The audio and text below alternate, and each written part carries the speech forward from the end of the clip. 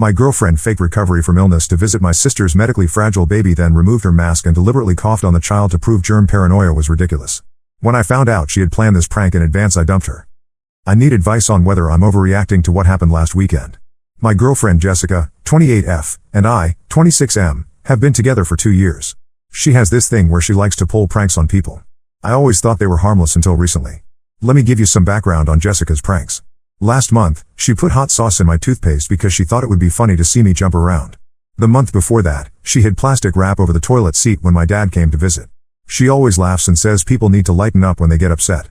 I started noticing that her pranks always seemed to target moments when people were vulnerable or relaxed.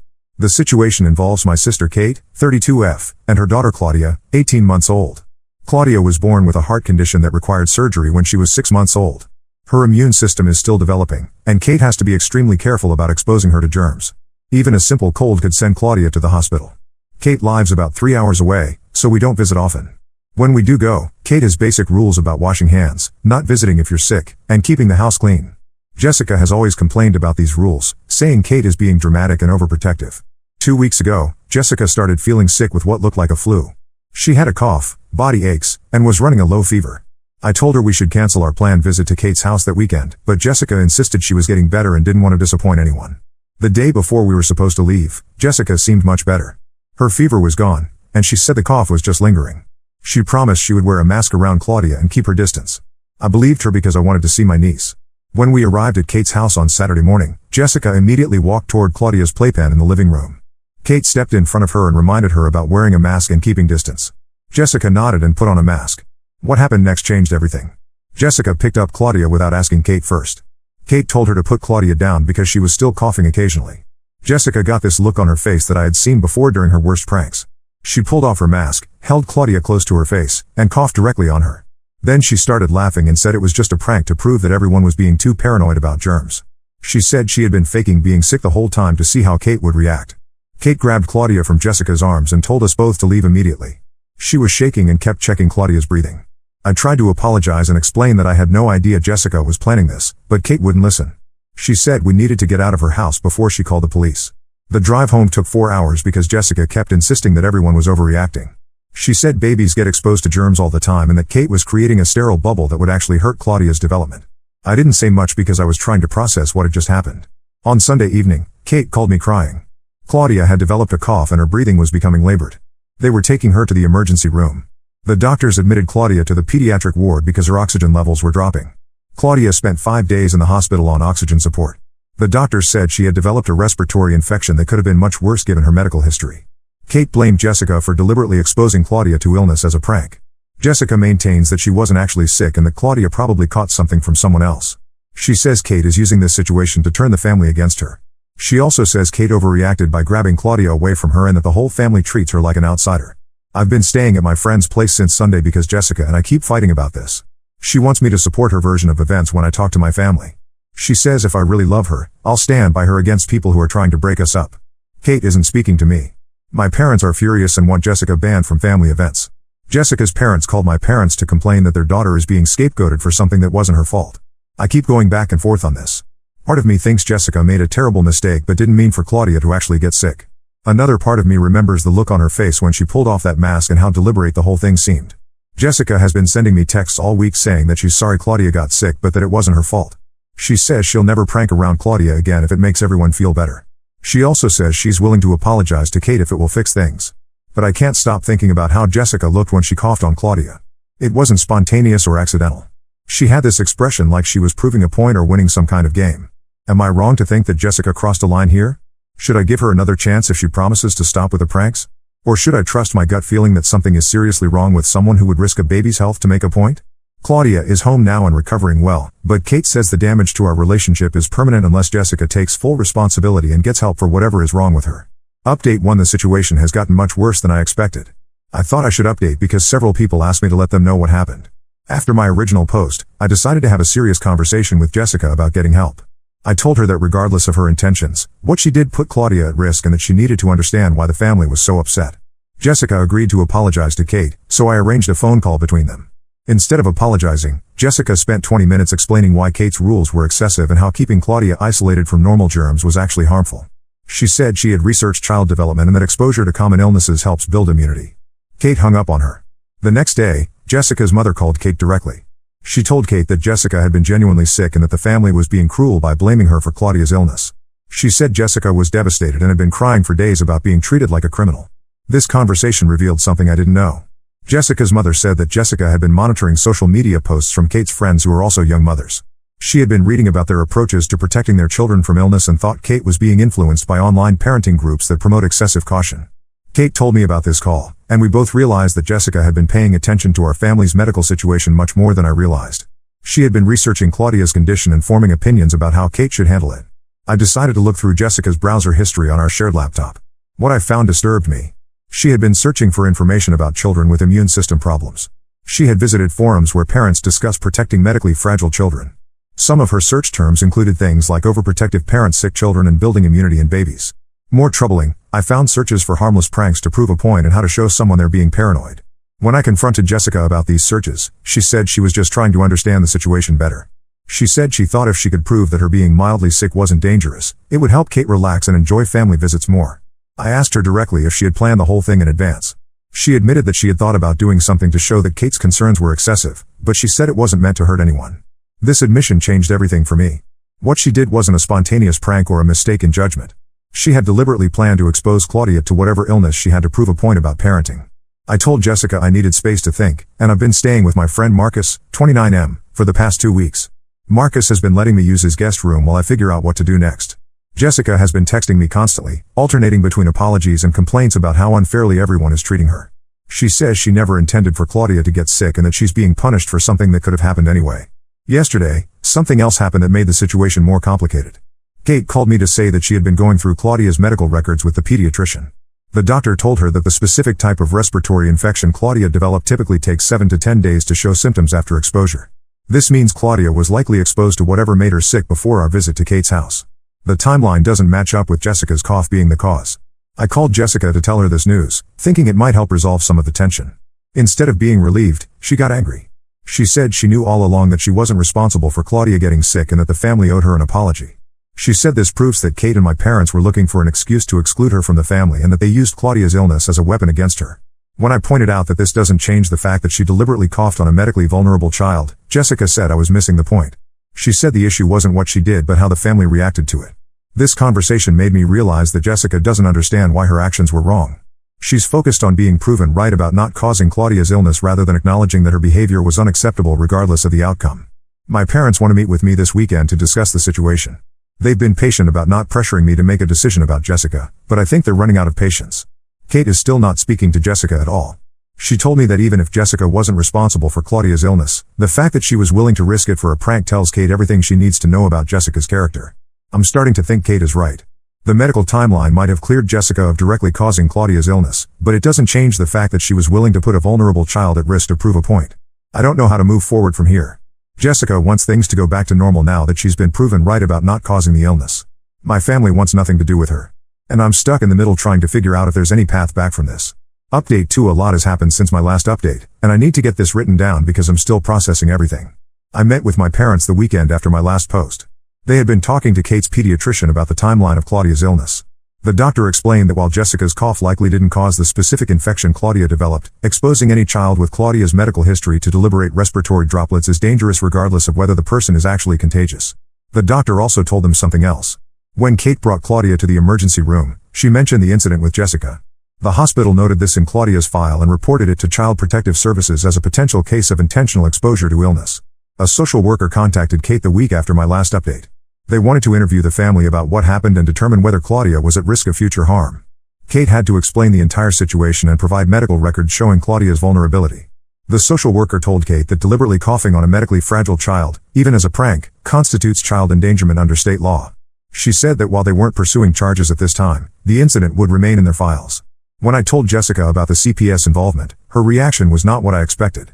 Instead of being horrified that her actions had triggered a child welfare investigation, she became furious at Kate for reporting the incident to the hospital. She said Kate was trying to destroy her reputation and that involving CPS was vindictive and cruel. She accused Kate of using Claudia's condition to manipulate the situation and make Jessica look like a monster. This reaction made me start paying attention to other things Jessica said and did. I realized that in every conversation about the incident, she focused on how she was being treated rather than on the impact of her actions. During this same period, I learned something that changed my perspective entirely. Marcus, my friend who's been letting me stay with him, told me something he had been hesitating to share. His younger sister Amy, 24F, used to date Jessica's ex-boyfriend Derek, 30M, about 3 years ago. According to Amy, Derek had similar stories about Jessica's behavior when they were together. Amy said Derek told her that Jessica had a pattern of testing people's boundaries and then claiming she was just joking when they got upset. Amy gave me Derek's contact information and said I should talk to him myself. I was hesitant at first because it felt like going behind Jessica's back, but I decided I needed to understand if this was part of a larger pattern. I called Derek last Tuesday. The conversation lasted almost 2 hours, and what he told me was disturbing. Derek said that Jessica's pranks had escalated throughout their relationship. She started with small things like hiding his keys or putting salt in his coffee. By the end of their relationship, she was doing things like inviting his ex-girlfriend to his birthday party without telling him and then acting surprised when he was upset. The incident that ended their relationship involved Derek's grandmother, who was recovering from a stroke and had difficulty walking. Jessica thought it would be funny to rearrange the furniture in the grandmother's living room to see if she would notice. The grandmother fell and bruised her ribs because she couldn't navigate the changed layout. When Derek confronted Jessica, she said his grandmother needed to be more aware of her surroundings and that the fall wasn't her fault. She said people were using the grandmother's age as an excuse to make Jessica the villain. Derek said Jessica never took responsibility for the consequences of her actions. She always found ways to blame other people for overreacting or being too sensitive. After talking to Derek, I realized that Jessica's behavior with Claudia fit this exact pattern. She had targeted someone vulnerable, caused harm, and then blamed everyone else for their reaction. I arranged to meet Jessica for coffee yesterday to have a final conversation. I told her about my conversation with Derek and asked her directly if she saw any connection between what happened with his grandmother and what happened with Claudia. Jessica's response was to accuse me of going behind her back and trying to build a case against her. She said Derek was probably lying or exaggerating because he was bitter about their breakup. She said it was unfair of me to use her past relationship to judge her current behavior. When I pressed her to explain why she thought it was acceptable to deliberately cough on Claudia, Jessica said she was trying to help Kate overcome her anxiety about germs. She said Kate was limiting Claudia's social development by being overprotective, and she thought demonstrating that brief exposure to mild illness wasn't dangerous would help Kate relax. I asked her how she would feel if someone did the same thing to a child she was responsible for protecting. Jessica said the situations weren't comparable because Claudia isn't her child and she doesn't have the same emotional attachment that makes Kate irrational. That response made me realize that Jessica genuinely doesn't understand why her actions were wrong. She sees Kate's protective instincts as a character flaw rather than appropriate concern for a vulnerable child. I told Jessica that we were finished. She asked if I was choosing my family over her, and I said I was choosing to be with someone who doesn't use children to prove points. Jessica left the coffee shop, but she came to Marcus's apartment that evening. She stood outside his door for over an hour asking me to reconsider. Marcus had to threaten to call the police before she finally left. Since then, she's been calling and texting both me and my family members. She wants to know if there's anything she can do to fix the situation. My parents have blocked her number. Kate refuses to engage with her at all. I think I know what I need to do, but it's hard to end a 2-year relationship over one incident, even though I'm starting to see it wasn't really just one incident. Update 3: I'm writing this update for my new apartment. I moved out of Marcus's place last month and found a studio closer to my work. A lot has changed since my last post. After I ended things with Jessica, she didn't accept the breakup. She called my workplace twice asking to speak with me, which created an awkward situation with my supervisor. She also showed up at my gym and the grocery store I usually go to. The worst part was what she started doing to my family.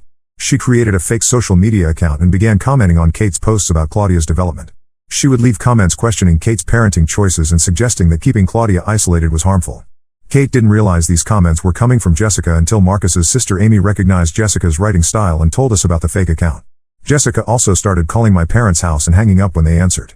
This went on for weeks until my dad changed their phone number. 3 weeks ago, Kate called me with more news about Claudia's medical situation. The doctors had been monitoring Claudia's recovery and wanted to do additional testing to understand why she had gotten so sick. The tests revealed that Claudia had been exposed to a bacterial infection, not a viral one. The doctor explained that bacterial respiratory infections in children Claudia's age are usually spread through direct contact with contaminated surfaces or through respiratory droplets from someone who is actively infected. This finding led the doctor to ask Kate more detailed questions about Claudia's activities in the days before she got sick. Kate mentioned the incident with Jessica, and the doctor said that deliberate coughing by someone with an active bacterial infection could absolutely cause this type of illness in an immunocompromised child. The doctor asked Kate if she wanted to report this information to the authorities, since intentionally exposing a vulnerable child to bacterial infection could constitute assault. Kate decided not to pursue legal action, but she asked the doctor to document everything in Claudia's medical file in case Jessica ever tried to contact our family again. When I heard about this, I realized that Jessica had been lying about faking her illness.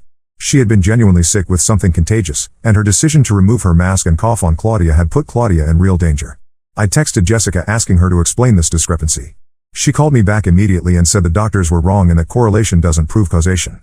She said Kate was using medical professionals to continue her vendetta. I asked Jessica directly if she had been actually sick during our visit to Kate's house. After a long pause, she admitted that she had still been feeling unwell but insisted it was just lingering symptoms that weren't contagious. This admission confirmed that Jessica had lied about faking her illness.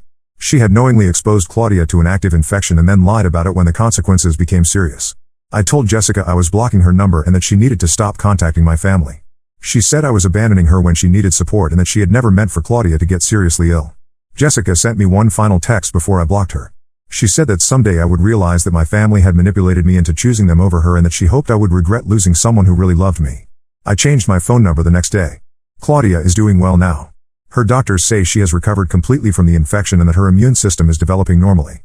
Kate and I have been talking regularly again, though she says she'll never be able to trust my judgment about partners the same way. My parents have been supportive but haven't asked many questions about Jessica or why the relationship ended. I think they're relieved that it's over and don't want to risk saying anything that might make me reconsider.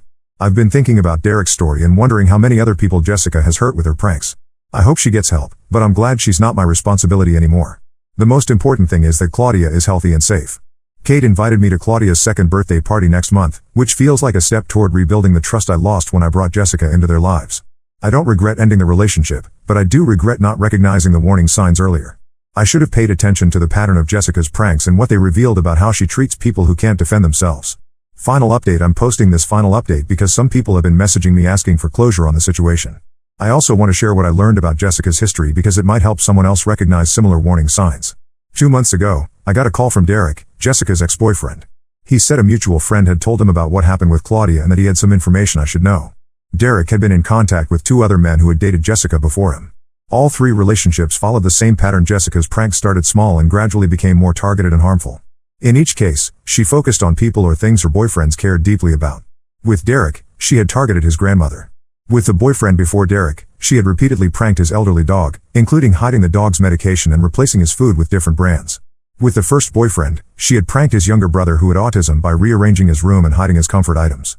Derek said all 3 men had tried to address Jessica's behavior, but she always convinced them that the targets of her pranks were overreacting and that her boyfriends were choosing other people over her. Each relationship ended when Jessica crossed a line involving someone vulnerable, and each time she claimed she was being unfairly blamed for accidents or misunderstandings. Derek also told me something that explained Jessica's reaction to the CPS investigation. Her parents had been contacted by Child Protective Services when Jessica was in high school. She had been babysitting her cousin and had locked him in a closet as punishment for not listening to her.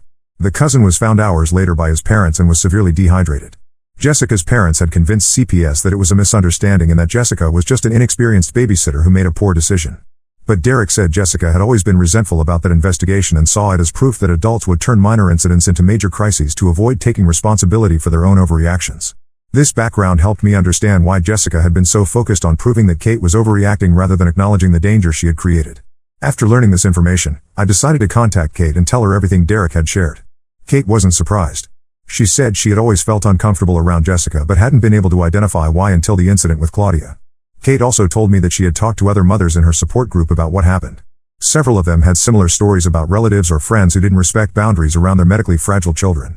One mother said her brother's girlfriend had deliberately brought her sick child to a family gathering after being asked not to come if anyone was ill. Another mother said her sister had insisted on kissing her premature baby despite having a cold sore, claiming that family bonding was more important than avoiding minor risks. Kate said these conversations had helped her realize that some people view protective measures for vulnerable children as personal challenges rather than necessary precautions. Claudia is now 2.5 years old and thriving. Her immune system has strengthened significantly, and Kate feels more comfortable with normal social activities. Claudia started attending a small daycare program last month, which has been good for both of them. Kate and I have rebuilt our relationship, though she sometimes mentions that she wishes I had recognized Jessica's behavior patterns sooner. She doesn't blame me for what happened, but she says the incident taught her to be more direct about removing people from Claudia's environment when they don't respect medical boundaries. I haven't heard from Jessica in over 3 months. Marcus told me that his neighbor saw her with a new boyfriend at a restaurant downtown, but I didn't ask for details. I've started dating someone new, Rachel, 27F, who works as a nurse at the children's hospital. When I told her about the situation with Jessica and Claudia, her reaction was immediate and clear. She said that deliberately exposing any child to respiratory illness is never acceptable, regardless of the person's intentions or beliefs about immunity. Rachel's professional perspective helped me understand that what Jessica did wasn't just a boundary violation or a prank gone wrong. It was a form of medical assault on a vulnerable child. I'm writing this final update because I want other people to understand that pranks involving medical risks aren't harmless jokes. They're acts of aggression disguised as humor, and they often target people who can't defend themselves effectively. If someone in your life consistently pranks people in vulnerable situations, pay attention to that pattern. If they claim their targets are overreacting or too sensitive, consider whether they might be testing boundaries to see how much harm they can cause while maintaining plausible deniability. Claudia's health crisis could have been much worse if the doctors hadn't acted quickly. I'm grateful that she recovered completely, but I'm also aware that Jessica's prank could have had permanent consequences. I don't think Jessica will change her behavior because she doesn't believe her behavior was wrong. She thinks other people's protective instincts are character flaws that need to be corrected through exposure to risks. That's not someone I want in my life or around people I care about. Now let's move to the next story. Story 2. My sister accused my wife of poisoning our sick mother and planted hidden cameras in our house. Then I found out why she really hated my wife all along. I, 32M, have been married to my wife Sarah, 30F, for 5 years now. The situation I'm about to describe has completely torn my family apart and I need some outside perspective. My sister Amy, 35F, has accused my wife of deliberately poisoning our mother Linda, 65F, who has been living with us for the past 8 months due to her declining health. I need to provide some background first to help everyone understand the dynamics at play here. Our mother was diagnosed with a rare autoimmune condition last year that severely affects her ability to digest food properly. She started having severe reactions to foods she'd eaten her whole life, and her condition deteriorated to the point where she could barely take care of herself. Her doctors recommended she move in with family members who could monitor her diet and help with her daily care. Since I have a large house in the suburbs and Sarah works from home as a nutritionist with her own practice, we offered to take Mom in. It seemed like the perfect solution. Sarah has extensive knowledge about dietary restrictions and autoimmune conditions, plus she's home most of the day to help Mom. Amy wasn't happy about this arrangement from the start because she felt that as the older sibling and a registered nurse, she should be the one taking care of Mom. However, she lives in a small 2-bedroom apartment with her 2 teenage kids, 14F and 16M, and works 12-hour shifts at the hospital, so it wasn't practical for Mom to live with her. Sarah has been absolutely amazing with Mom's care from day one. She completely reorganized our kitchen to prevent cross-contamination, researches recipes that Mom can digest easily, prepares all her meals separately using dedicated cooking utensils, and even started a detailed food diary to track what foods cause reactions. She also accompanies Mom to all her doctor's appointments and takes detailed notes about her condition. Mom's health had actually been improving steadily for the first 6 months she lived with us. Her episodes of stomach pain became less frequent, and she was even able to start taking short walks around the neighborhood with Sarah. Things changed about 2 months ago when Mom started having severe stomach pains and vomiting episodes again. Sarah immediately adjusted her diet and contacted her doctors, but the symptoms persisted. That's when Amy started getting more involved, but not in a helpful way. Amy began visiting more frequently after Mom's symptoms worsened. She would show up unannounced, sometimes during her hospital breaks or between shifts, claiming she wanted to check on Mom. But I started noticing a pattern. She was really watching Sarah like a hawk. She would hover in the kitchen when Sarah was preparing Mom's meals, ask pointed questions about every ingredient, and even started taking photos of medicine bottles and food packages when she thought no one was looking. Sarah tried to be patient and answer all her questions, even offering to share Mom's food diary and the research she'd done about managing the condition. Amy's behavior got increasingly aggressive. She started making snide comments about Sarah's qualifications, suggesting that being a nutritionist wasn't the same as being a real medical professional like herself. She would question every decision Sarah made about Mom's care, from the brands of supplements she bought to the times she served meals. When Sarah suggested trying a new type of protein shake recommended by Mom's doctor, Amy spent hours researching the brand online trying to find negative reviews. Last week, everything came to a head. Mom had a particularly bad episode and had to be rushed to the hospital. While we were all in the waiting room, Amy suddenly started screaming at Sarah, accusing her of deliberately contaminating Mom's food with ingredients she knew would trigger reactions.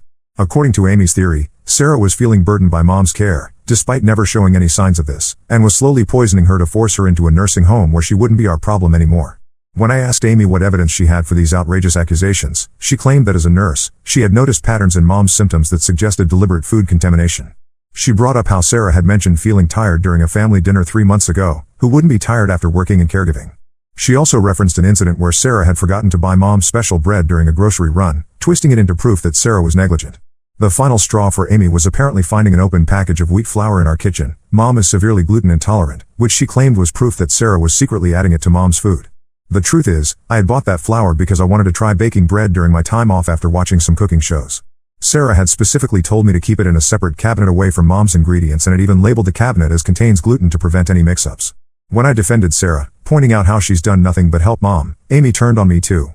She accused me of being manipulated and blind to what was happening under my own roof. Then she dropped what she thought was her biggest piece of evidence. She claimed she had been collecting samples of Mom's food for the past month and had them tested at her hospital's lab. According to her, these tests showed traces of substances Mom was allergic to. When I demanded to see these test results, she got defensive and said she couldn't show them because she had technically done the testing unofficially.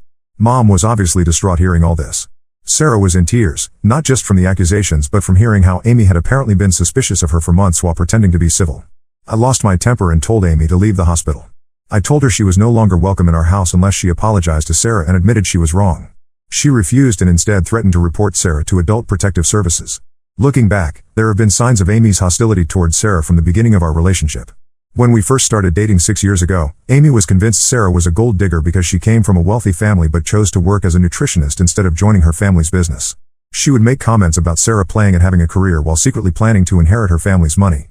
Even after Sarah proved herself by signing a prenup that Amy didn't know about and building her own successful practice from scratch, Amy remained cold towards her. There's also the fact that Amy never approved of anyone I dated, claiming they weren't good enough for her little brother. Before Sarah, I dated someone Amy initially liked, but as soon as things got serious, Amy found reasons to criticize her too. She's always been overprotective, but this situation with Sarah has taken it to a whole new level. I decided to cut contact with Amy until she comes to her senses. Our other family members are divided. Our cousins think I'm being too harsh and should at least hear Amy out since she has medical training and might have noticed something we missed. But our aunts and uncles agree that her accusations are ridiculous and harmful, especially since she can't provide any actual evidence. Mom is still in the hospital, and her doctors are running tests to figure out what caused the recent decline in her condition. Sarah visits her every day, despite Amy trying to convince the hospital staff not to let her in. Ida for choosing to believe my wife and cutting off my sister? Should I be taking these accusations more seriously given Amy's medical background? The whole situation feels surreal, and I can't believe my own sister would do this to our family. Update 1 first, I want to thank everyone who commented on my original post. The support and advice really helped me stay grounded during what has turned out to be the most chaotic 2 weeks of my life. There have been some major developments that I need to share. After 5 days in the hospital, Mom's test results finally came back. The doctors discovered the real reason for her declining health. She had developed new allergies to nightshade vegetables, tomatoes, peppers, eggplants, that were previously safe for her to eat. This sometimes happens with her type of autoimmune condition, where the body can suddenly start reacting to foods that were fine before. The doctors adjusted her diet plan, removing these vegetables completely, and she's already showing significant signs of improvement. When Amy found out about this, instead of apologizing for accusing Sarah, she doubled down. She claimed that Sarah, being a nutritionist, must have known about these new allergies developing but kept feeding Mom those vegetables anyway. She even went as far as to say that Sarah probably noticed Mom's initial mild reactions but continued serving these foods to make her condition worse. This made absolutely no sense because Sarah was the one who first suggested to Mom's doctors that her symptoms seemed similar to her previous food reactions and requested the allergy tests. But here's where things get really interesting, and this is what finally exposed everything. Last Friday, I ran into Monica, one of Amy's coworkers who has been a family friend for years, at the grocery store. She asked how Mom was doing and mentioned how worried she was about Amy's recent behavior at work. When I asked what she meant, Monica revealed something shocking. Amy had never actually had Mom's food tested at the hospital lab. Monica explained that such unofficial testing would be impossible due to strict protocols about lab use and sample testing. Not only that, but Amy doesn't even have access to that department. As a nurse in the cardiac unit, she would have no way to run food contamination tests. When Monica heard through hospital gossip that Amy was claiming to have done these tests, she was concerned but didn't know how to bring it up. I decided to confront Amy about this lie immediately. I drove to her apartment that evening and showed her my phone recordings of my conversation with Monica. My state allows one-party consent for recordings. At first, Amy tried to claim that Monica was lying to protect the hospital, but when I pressed her about the specific details of these supposed tests, she finally broke down. She admitted she had made up the whole testing story because she was so sure Sarah was hurting Mom and thought having evidence would make everyone believe her. This led to a huge family meeting the next day where even more truth came out. We discovered that Amy had been systematically poisoning other family members' opinions of Sarah for weeks. She had created a private group chat called Protecting Mom where she had been sharing her concerns about Sarah's care of Mom, carefully excluding me and anyone who might defend my wife. She had been sending updates about Mom's condition that exaggerated her symptoms and implied Sarah's involvement. The most disturbing discovery came when our cousin Jenny pulled me aside after the family meeting.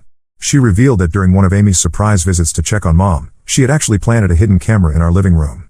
Jenny only knew about this because Amy had tried to get her husband, who works in security, to help her set up additional cameras.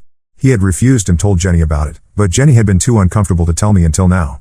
When confronted about the hidden camera, Amy tried to justify it by claiming she did it to protect Mom.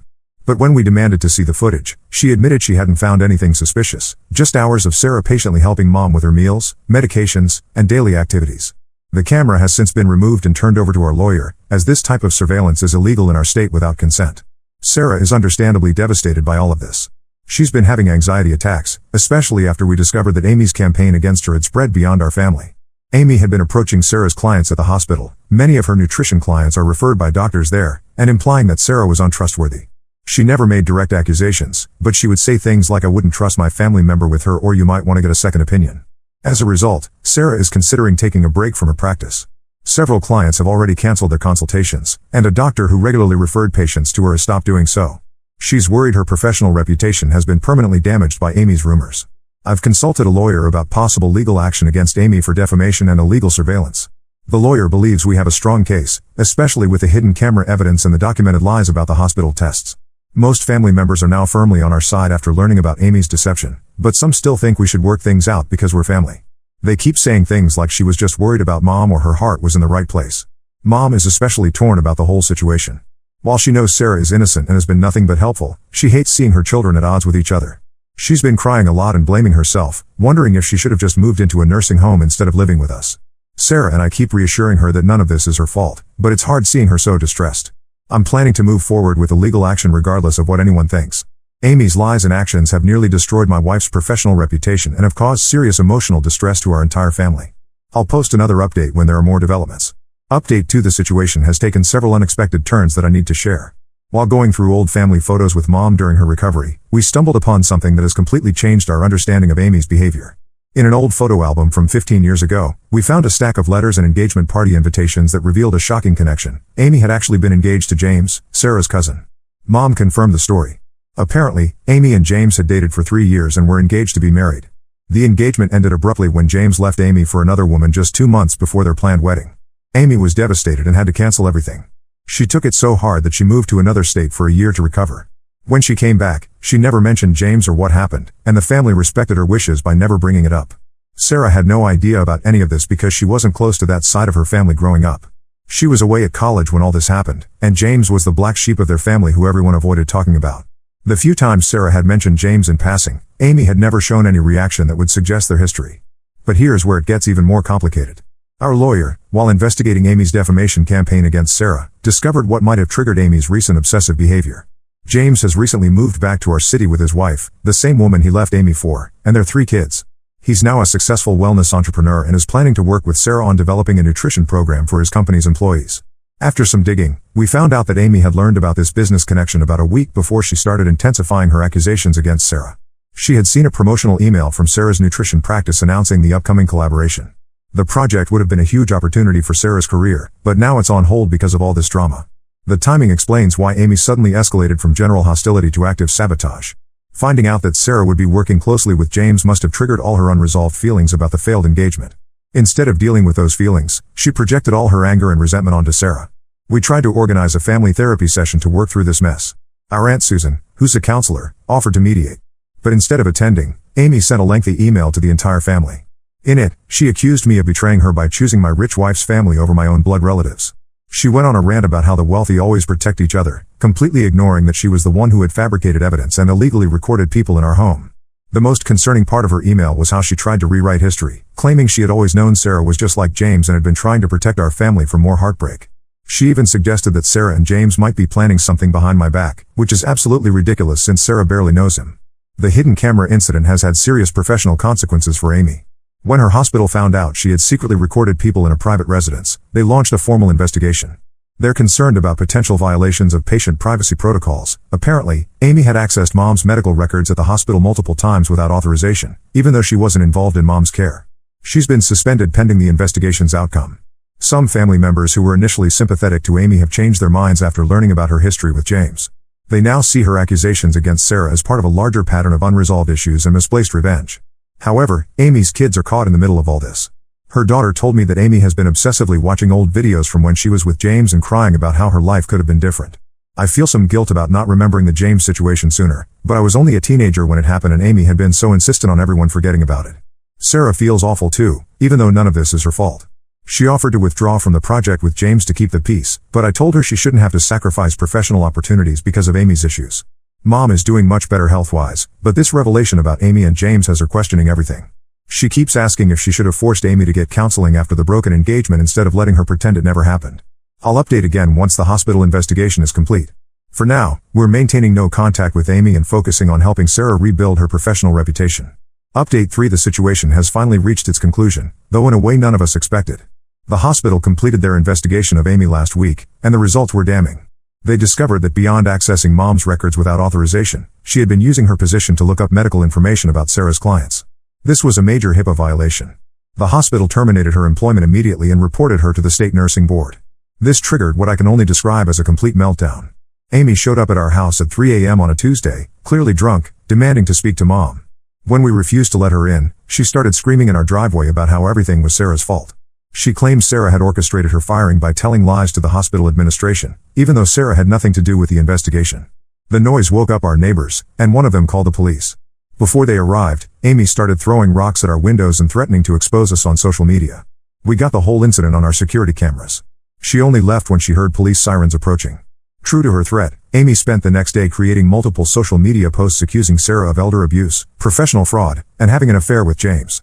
She even posted edited screenshots of text messages to make it look like Sarah was admitting to wrongdoing. Our lawyer immediately sent her a cease and desist letter, warning her about defamation charges. She deleted the posts, but by then, screenshots had already circulated in our local community. But that wasn't the end of it. We discovered she had been sending anonymous emails to Sarah's clients and professional contacts. These emails included wild accusations about Sarah's qualifications and character, alongside the same edited screenshots from social media. Some of these emails even contained thinly veiled threats about making sure the truth comes out. This was the final straw. We've filed for a restraining order and are proceeding with legal action for defamation, harassment, and emotional distress. The evidence is overwhelming. We have the security footage, the social media posts, the anonymous emails traced to her IP address, and testimony from her former hospital colleagues about her obsessive behavior. Mom made the difficult decision to move into a senior living community nearby. Despite our assurances that she's welcome to stay, she feels this is the best way to maintain her independence and keep peace in the family. She's actually doing well there. They have staff trained in managing dietary restrictions, and she's made friends with other residents. The fallout within the family has been severe. Most relatives have cut contact with Amy, especially after seeing the security footage of her drunken rampage. Her ex-husband filed for full custody of their kids after the incident at our house, and the judge granted it. Her kids are now living with him full-time and are in therapy to deal with everything that's happened. Amy has moved to another state to live with a distant cousin. Last we heard, she's trying to get her nursing license transferred, though that might be difficult given the pending investigation by the nursing board. She sent one final email before leaving, not to apologize, but to blame everyone else for ruining her life. Sarah's business is slowly recovering. The incident actually led to some positive changes. She's expanded into virtual consultations and is working with a larger medical practice now, which has helped rebuild her client base. The project with James's company is moving forward, and he's been surprisingly understanding about the whole situation.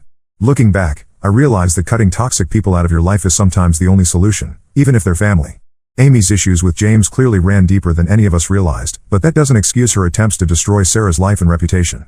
Sometimes the hardest decisions are the right ones, and I don't regret choosing to protect my wife and our life together.